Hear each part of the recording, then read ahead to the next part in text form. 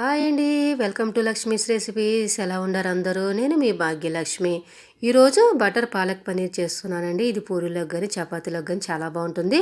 దానికి కావాల్సిన పదార్థాలు పాలకూర, సోంపు, దాల్చిన చెక్క, లవంగాలు, అల్లం, పచ్చిమిర్చి, ఆనియన్, కస్తూరి మేతి, పన్నీర్ అండి.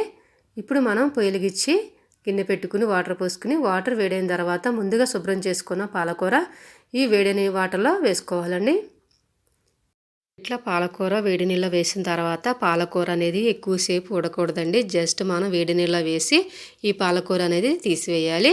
ఇట్లా మనం ఈ వాటర్ వంపిన తర్వాత నెక్స్ట్ మనం కూల్ వాటర్ పోసుకోవాలి. ఇట్లా పాలకూరలో మనం కొంచెం కూల్ వాటర్ పోయటం వల్ల ఏమవుతుందంటే కలర్ అనేది చేంజ్ అవ్వదు. ఇప్పుడు మిక్సీ జార్ తీసుకుని ఉడికించుకున్న పాలకూర, ఒక పచ్చిమిర్చి, కొన్ని అల్లం వెల్లుల్లి ముక్కలు కూడా ఈ మిక్సీ జార్లో వేసుకోవాలి.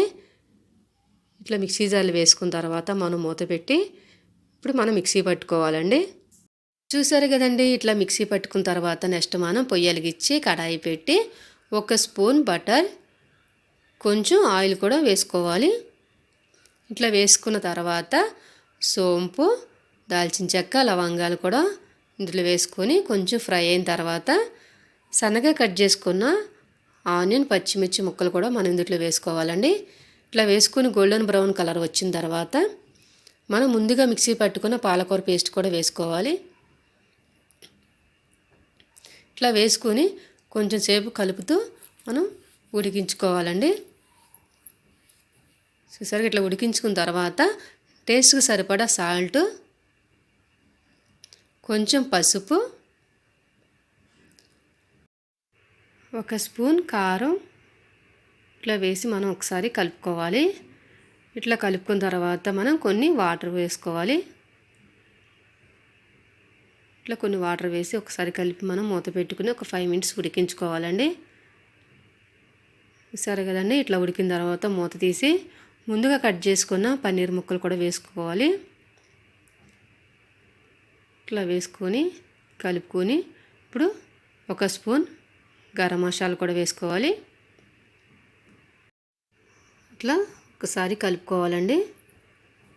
ఇట్లా కలుపుకొని ఒక 2 మినిట్స్ మూత పెట్టి ఉడికించుకోవాలి. ఇప్పుడు మూత తీసి కొంచెం కస్తూరి మేతి కూడా వేసుకోవాలి. 1 స్పూన్ ఫ్రెష్ క్రీమ్ కూడా వేసుకొని మనం ఒకసారి కలుపుకుంటే మనకు పాలక్ పన్నీర్ కర్రీ అనేది రెడీ అండి. ఇప్పుడు మనం సర్వింగ్ బౌల్లో తీసుకొని కొంచెం ఫ్రెష్ క్రీమ్ కూడా వేసుకుంటే ఈ పాలక్ పన్నీర్ అనేది చపాతీలోకి కానీ పూరీలోకి కానీ చాలా బాగుంటుందండి. ఒక్కసారి ట్రై చేయండి. ఈ వీడియో కనుక మీకు నచ్చితే లైక్ చేయండి, షేర్ చేయండి, సబ్స్క్రైబ్ చేయండి. బాయ్ అండి.